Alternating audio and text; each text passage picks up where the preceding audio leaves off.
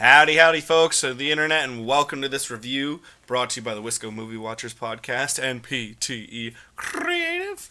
I'll be your host, Evan Davies, today for this review for the show Flying Solo without Dylan, as I have been about 12 hours now at this point removed from my screening of Jurassic World Rebirth.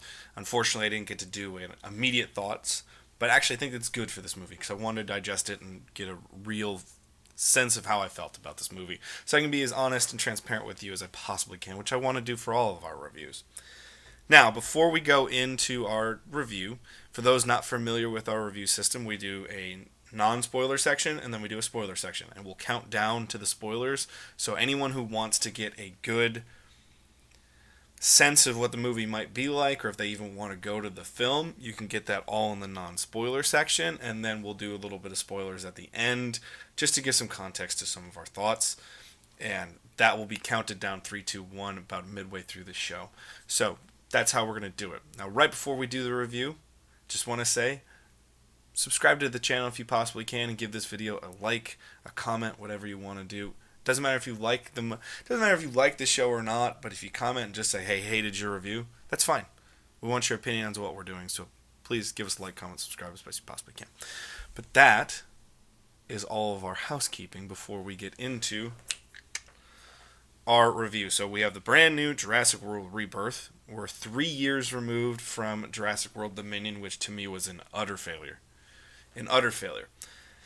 A movie that completely lost its way as it was trying to be a globe-trotting adventure, but also trying to bring you back to this like original feel of Jurassic Park and mend the fences or merge the worlds. That's a better term, of Jurassic World and the Jurassic Park cast and put them together. And it's a very logical conclusion, and it's a very smart decision on paper to do those things. Just the movie didn't really work. And financially, you can see it. As big as Jurassic Park is, and it's not like Jurassic Park Dominion was a failure financially. It was a huge hit.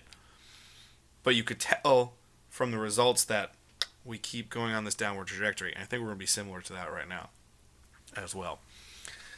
I think we're going to be similar to Dominion because Rebirth is as mid as it gets. It's about as mid as it gets. While there's some enjoyable action set pieces and some things that are legitimately enjoyable and fun to watch on screen, this is an empty movie with nothing to say. And I'm also someone out here who says I don't think every movie needs to have some grand message behind it. The issue is this movie's trying to, but it doesn't have anything new or fresh to say. It just says corporations and greed are bad. Ding, ding, ding, ding, ding. That's been the theme since 1993 when we first saw the first Jurassic Park. And it's been the theme for a ton of other movies as well. And here, there's no new way to say that. There's no new way to really break ground and get people's opinions on anything. It just has nothing new to say. And again, if it was just a big, dumb action movie, not trying to be slightly philosophical, I think it honestly would have served the film better. But they still have this undercurrent where we still have a monologue or two about what the thing is. There's this whole crux of good for corporate versus good of the people in this film, and I really think it brings this film down quite a bit, because if it was just the big dumb action movie, I think it'd be a hair above mid, and it would keep growing in ways. But this is a movie, sadly, that has an executive producer in Steven Spielberg. It's written by David Koepp, the original writer, who's written a bunch of other great stuff. Gareth Edwards is a great director in terms of these big spectacle movies, his biggest being Rogue One, even though Tony Gilroy did have to step in for a while on that one.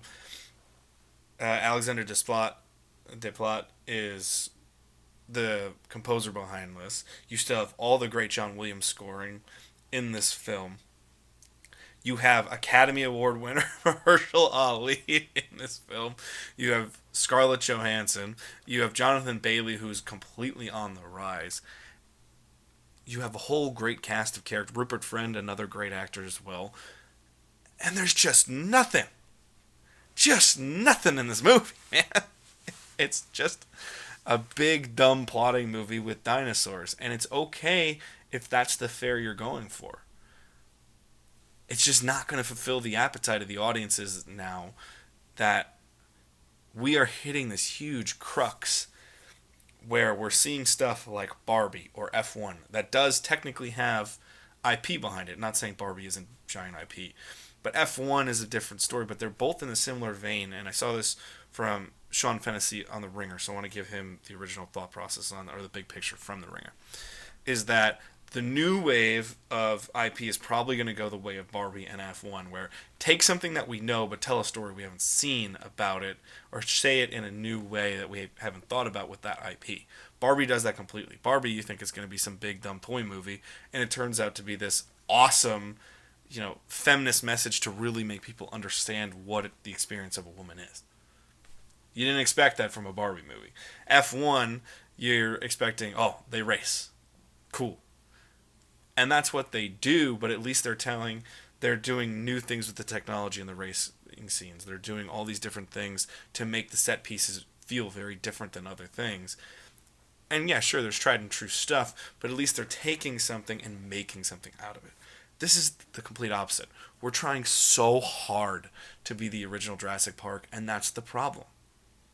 You've done that successfully once in Jurassic World. And even still, there was something new in Jurassic World. I know a lot of people want to complain about Jurassic World, and we have a full review show of it where we cover it as part of our big box office series, Dylan and I on the channel. And we both went, this is more enjoyable than I remember it being. Because we both kind of got negative on it because, yeah, it's just a big dumb movie with dinosaurs. But at least they did something different than Jurassic Park. There was more of this, it was more the shadow, darker side of the two sides of the coin with Jurassic Park. Jurassic Park was about the wonder and the excitement of what's new. And maybe we shouldn't do all these things. Jurassic World was all this stuff where, no, we should do it and push it to the limit, and now we have the consequences of our actions on a giant scale, even in comparison to Jurassic Park. And our own flaws are what got us here. Our own hubris is what got us here in a huge different way. There's connective tissue there, but at least there's something different, and some of the characters are different there. This is so paint by goddamn numbers Jurassic Park, where it's like, it feels like Chat GPT. Write me a Jurassic movie. It says, okay, you need to have this music with the big dinosaur action. You need to have a cool couple chases with dinosaurs, and you have to have a family subplot. You have to have the classic nerdy doctor, and you have to have a action-oriented person. It's just so paint by numbers Jurassic Park, and it's so frustrating because it's just, there's nothing new to say with this movie. There just really isn't. Performance-wise, I don't think anyone in this movie gives a bad performance. I will say that. But Scarlett Johansson specifically, her character is just so... She's the lead of this film, theoretically. And her character doesn't really do much of anything in terms of growth or really thought processes or anything. She's a badass. And that's okay. It's fine if there's a badass character that's just a badass. But they try to do these little subplots of trauma that's fueling them. But then you're just like, okay. They don't go anywhere. They don't do anything. Mahershala Ali, slightly better. I think by leaps and bounds, Mahershala Ali is the best actor in this cast. And there's times where you're just like, that's it? And then there's times where, no, that's him. I get it. Makes sense. He's the best. Whatever. The standout of this film is Jonathan Bailey. He's the most fun. He's the one that feels the most tangible and feels like it's an actual possibility for these characters to be. That's cool. And then there's this whole family subplot where, I forget the actor's name, it's going to drive me crazy. His first name is Manuel. Plays a father. His kids are on a sailing trip, and that's how they get involved in this whole Jurassic subplot.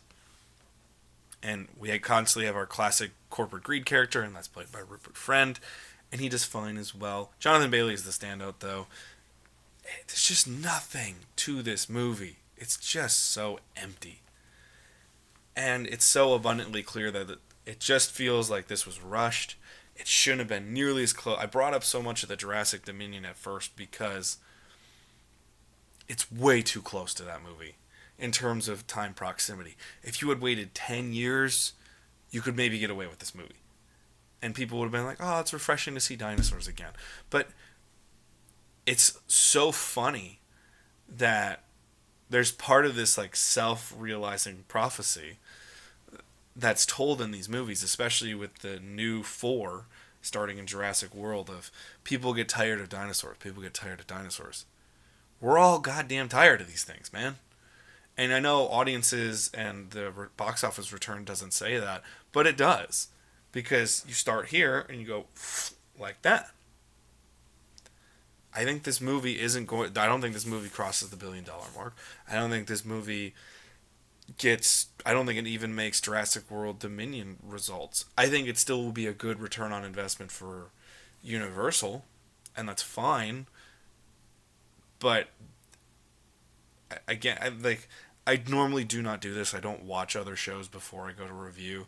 But one of the things I did this morning, I had to do a bunch of basic chores around the house as we're getting ready to pack up and go for a couple days. And I was listening to The Ringer's Big Picture podcast, Sean Fennessy, Amanda Dobbins, and they had Chris Ryan on. And Sean Fennessy, one of the things he says in the show is, this just textbook feels like a franchise circling the drain. I could not agree more with that assessment.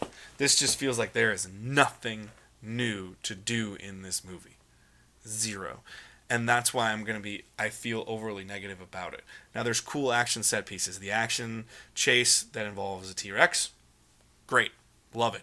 Some of the action with the Mosasaur, which we've seen in the trailer, really fun. Enjoyable. Like it. There's a couple other action set pieces that are a little bit of fun, but there's no mystery, there's no magic, there's no wonder to this like it used to be. It's hard to recapture the original magic Jurassic Park. I still get goosebumps, chills, and tear up every time I watch Jurassic Park and see that first scene where the music's just blaring and we're getting to see all the Brontosaurus and everything else in the valley, and you just get this immense sense of wonder in the film. All that wonder's gone. And there's just so many confusing pieces to this movie that you're just like, why? Why are we doing this? Why are we doing that? It doesn't matter. These characters are so empty, yet they're trying to be something more, and that's the insulting part. That's the hurtful part, is if they just went in and just said, badass is badass, badass is badass, little girl is little girl, family is family. Paint by numbers, even to that level, it would have served it better because you wouldn't have felt insulted by the movie. You probably would have been like, okay, not going anywhere new, but let's enjoy some dinosaurs. It's almost the ballerina effect, where I walked out of ballerina enjoying it, unlike some other people, because it didn't try to be anything it wasn't. It was just like, hey, John Wick, have fun. You're like, okay, I'll enjoy it for what it is. So that's how I got to say with the non-spoiler section of this show. It's just a big, dumb, empty movie. If you want to see dinosaurs chase people, try to eat people, and some big action set pieces, this movie does look good for the most part. It is shot on film. There are a couple scenes that drive me crazy because they they go from this beautiful film landscape where you can tell it's 100% real, and then they go to something that needs CGI just because it'd be almost impossible to shoot. And you can clearly tell it's CGI. And then they go back into film stuff to almost trick you. But it's driving me crazy because I'm like, it looks so good. Don't use those cheap tricks to try to disguise it. Just avoid it as much as possible, and it'd be better. But the dinosaurs look incredible. The action set pieces are a lot of fun for the most part. But if you're looking for anything remotely new or exciting about this film, you're not going to find it. And that's what I would have to say. It's as mid gets here for Jurassic World Rebirth as part of the non-spoiler section. So we're going to go into our spoiler section, just a little bit of stuff to give some context to why we're feeling this. So I'm going to count down 3, 2, 1 to the spoiler section. So if you want to skip the spoiler section, bail on the movie, or bail on the show now, or click pause and come back to it after you've seen the movie. So we're going to count down 3, 2, 1. We are in spoiler territory. So let's give a little bit of context to what we're saying. we are in kaiju territory now, where even more than the Indominus Rex, there's another InGen island, a secret laboratory where they're trying to cook up new dinosaurs, and they're mixing all these DNAs. And of course, they make this giant kaiju evil monster thing that starts the whole show. And part of the thing that helps it escape and makes the island uninhabitable is a goddamn Snickers wrapper, and I'm not playing with that. And it's just dumb in the dumbest way. It's just done in such a stupid way. I can't stand it. So we go to there. Then we meet our special ops mercenary Scarlett Johansson, who I just don't really think they master the tone with this character. She's supposed to be really witty and funny, and Scarlett Johansson is those things, but especially on a performance basis. But then they try to do these subplots where she lost one of her crew members in the field, and she's like devastated by it. But yet, there's no outcome to that. There's no real repercussions of that. There's no moments of reflection upon that. And it's not done in a real convincing way. And that's the sad part. It's just there's just shallow, low-level writing for that character. But she's a mercenary, theoretically. You know, like, she goes in and retrieves stuff in special forces, special ops. But it's like, dude, we get it. And they even say it in the movie, so you're a mercenary. That's fine. We have, and she meets up with this pharmaceutical company guy who's trying to get them to do something very illegal, because essentially around the entire equator near where those islands are the only where the original Jurassic Park and Jurassic World exist, is the only section of Earth that dinosaurs can still live. So even though dinosaurs have gone all the way across and proliferated around the world, they're dying off very quickly because the environment is not suitable for them. The only places on Earth that are suitable for them, because they mimic the closest environment to what they were in the prehistoric environment, is around the equator, which is logical and makes sense, and I think that's a good little subplot to have if you're going to have this kind of story. That's good. But now there's almost this like demilitarized zone where every nation has agreed no one can travel there, because you're just guaranteed to die, because dinosaurs will eat you and they will kill you. So naturally it's this whole like, we gotta go there. So we do this. We meet Mahershala Ali's character, who's an old mercenary friend of Zora, who is Scarlett Johansson. They bring in Ed Skrein, who I didn't even mention in the non-spoiler section. He's here for a cup of coffee. Like, he ain't here for long. But it makes no sense to bring in an actor who has at least a little bit of a name just to do nothing, essentially. And he's literally in the movie for 2 minutes, maybe. I'm not kidding. So it makes no sense to do that unless it's a great cameo work, and I just don't think that fits here. And we have Rupert Friend as the classic greedy guy who you think, oh, maybe he might get it. He knows he's doing nefarious stuff, but maybe. And naturally, he just turns out to be a shithead. 40 minutes into the movie, we've gone through getting the team together. We're going to go do this. We have Jonathan Bailey as our dinosaur expert, who is just so tempted to actually see dinosaurs in the field and really enjoy them that he's going to go on this mission with them. And he's clearly the moral conscience of this group and what have you. And then, like 30 to 40 minutes into this movie, you meet a dad who's taking his 2 daughters and his eldest daughter's boyfriend on a sailing trip across the Caribbean all the way to Cape Town, South Africa. He says they've done this a lot, and they get attacked by Spinosauruses and a Mosasaur. And it's just so paint by numbers, because you're like, oh, cool, we have a family subplot. We have to get children in danger to make the audience feel bad. And it's just so basic. It's so dumb. It's just so dumb, because it's not that those actors are bad. I think they give a good performance, but what else are we going to do here? They get picked up by our mercenary friends, and then, then they engage with Mosasaurus because they're trying to get its DNA for pharmaceutical purposes to help cure heart disease, which all fine and good, cool, whatever. And that's the whole reason this mission's happening. But it's just everything is just so dumb and surface level, man. There's no depth to these characters. And the worst part is you have really charismatic actors playing these roles. Mahershala Ali has a huge bit of natural charisma, as does Scarlett Johansson. And both of them, there's a couple scenes they share where you're just like, those are actors on screen. Cool. But there's nothing to it. It's just so empty. Irks me because it could be so much better, especially with the talent that they have on this team. And eventually they wreck onto the island after a mosasaur attack that's also aided by Spinosauruses, which is really cool. Other things that just don't make sense in this movie. The family gets separated from the mercenary team after they've been saved, and it's a whole thing. You'll be shocked corporate greed guy doesn't try to save a girl and actively essentially wants her to die. Cool. What's new? There's ancient temples on this island, magically, out of nowhere. Even though I don't recall that ever being a part of the Jurassic Park franchise, magically there's ancient temples on the island now, carved into the rock. Who knew this shit? Okay. Cool.